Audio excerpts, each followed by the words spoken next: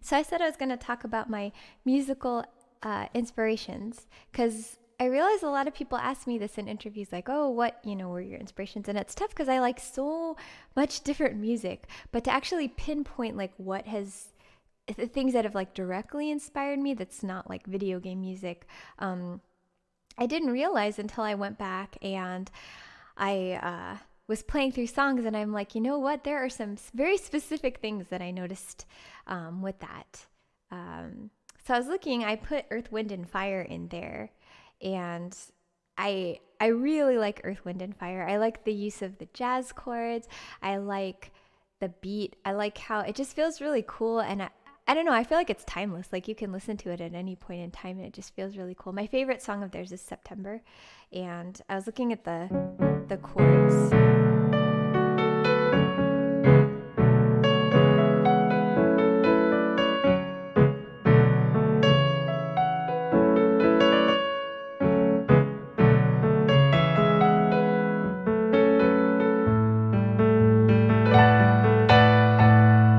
And then when it gets to the chorus, the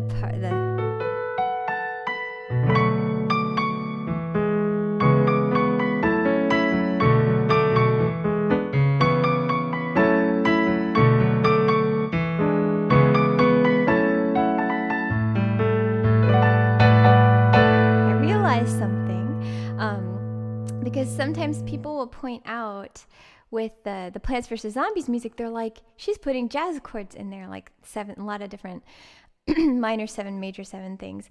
And I was like, that's cool, people are noticing that. And I realized, I think of everything relative to C. Like I'll play in a lot of different keys, but in my mind, everything is in C. And this song is in A. The September is in A, but these chords are pretty similar to, I'll just play it here even though it's not in this key.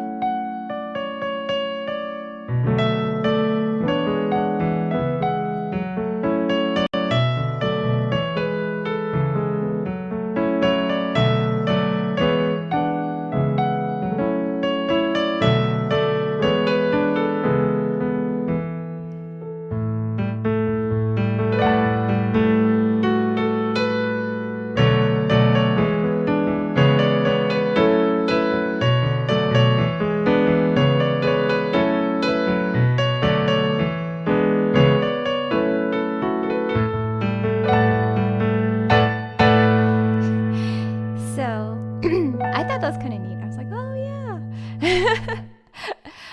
Because I tend to make everything into a 7. I don't know if you call it a 7 augmented. I don't know what you call that, but I always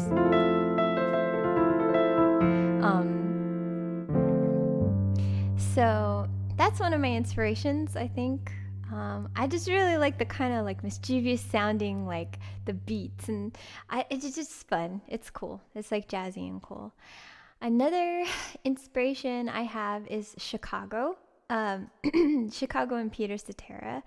And what I learned from that were what I like to call sweet melodies. Like a lot of times I think the lyrics are a little bit like cheesy, but the melodies for some reason feel so sweet, if that makes sense. Cam Noodles, hey, I live there. Yeah, like if you listen to like Glory of Love or let's see, you're the meaning in my life, you're the inspiration, and where's the other one? Will you still love me for the rest of my life? I got a lot of love and I don't want to let go. Like, to me, for some reason, like the melody sounds so sweet, and I feel like they're almost like dopamine inducing. Like they make you feel this like love, happy feeling when you hear them. And I think in a lot of my songs, I really like sweet melodies. So even if I do an arrangement that's kind of complex and has a lot of things layered on top of it, where it's like a jazzy song or something like that, I always work in a sweet melody. The other thing I realized, because I taught myself Will You Still Love Me the other day, and I was like, dang, these are it's in a weird key. They do a lot of weird chord changes. Hi, Meshi, thank you for the follow. So this one starts like I think it's in C sharp.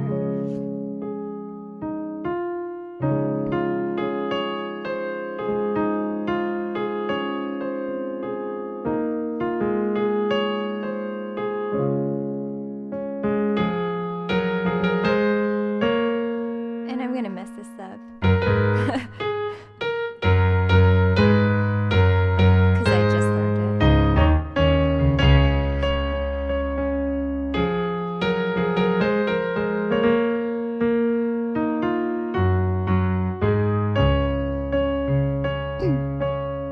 And then it goes to A sharp. Or E flat, I mean. Take me as I am. Put your hand in mine. Now and forever. Darling, here I stand. Stand before you now. Deep inside, I always knew it was you. You and me. Two hearts drawn together, bound by destiny. There was you for me. Every road leads to your door. Every step I take forevermore. Just say you'll love me for the rest of your life. I got a lot of love and I don't wanna let go. Will you still love me for the rest of my life? 'Cause I can't go on. No, I can't go on. No, I can't go on if I'm on my own. So it sounds so sweet. It's like really super sweet sounding. So I feel like I learned a lot from Chicago about that. This other song I wanted to show you, and I think a lot more people have heard of Chicago and Earth, Wind, and Fire. But this group, I feel not as many people know about. So I'll be surprised if you guys know these people. They're called Bread, and I learned about them from my mom. And what I learned from Bread is how to write music that kicks you in the heart. I guess is the best way to put it. Oh, hi, Nihra. I hope you have a good night. And I feel like someone else just said good night, but I don't know who, unless it was Camille. So, you guys know about Bread? Oh, good. I'm glad. Okay, because most people I talk to don't know who Bread is, but they're really great musicians, I think. Yeah, Aiden says, Bread taught you how to make people cry through music. Yeah, basically, they did. Welcome back to Naku. So yeah, I think the first time that I remember listening to a Bread song, it was the song Aubrey. And I didn't know the context or anything like that. And I didn't really think about what the lyrics meant. But there's something about the way they structure the music, the notes they hit, the kind of abstractness of the lyrics in some of the songs that make you think, what could this be about? And you start applying your own meaning.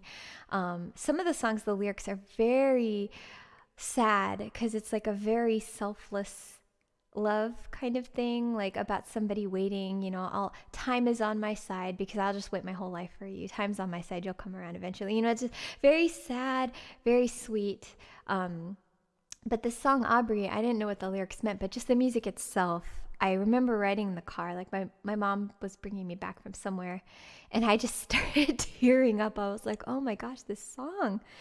So I'll attempt to sing. I'm really upset. My voice is already scratchy. Admittedly, I also had milk at dinner. That's my fault.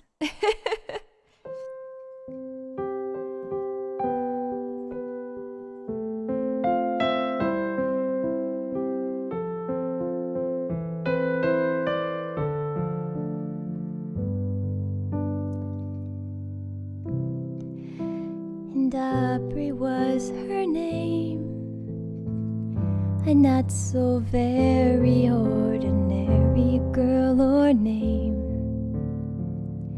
but who's to blame for a love that wouldn't bloom, for the hearts that never played in tune, like a lovely melody that everyone can sing. Take away the words that rhyme, it doesn't mean a thing.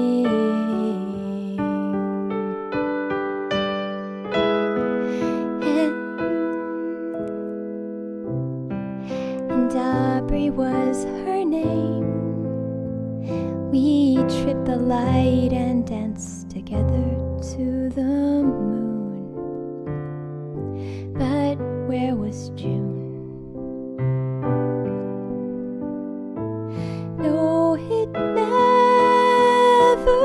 came around.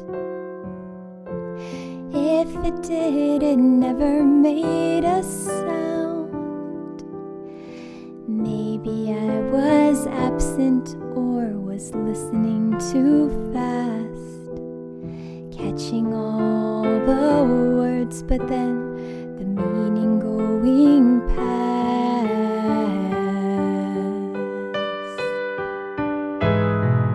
But God, I miss the girl, and I'd go 1,000 times around the world just to be closer to her than to me.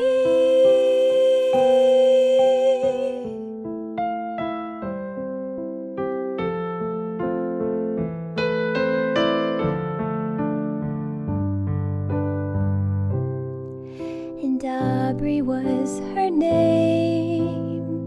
I never knew her, but I loved her just the same. I loved her name. Wish that I had found a way, and the reasons that would make her stay. I have learned to live a life apart from all the rest. If I can't have the one I want, I'll do without the best.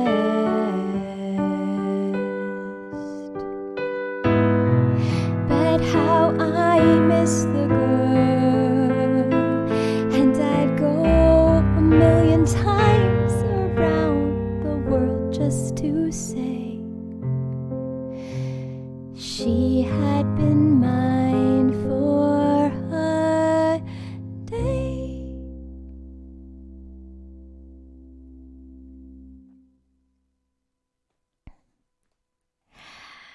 That one always makes me sad.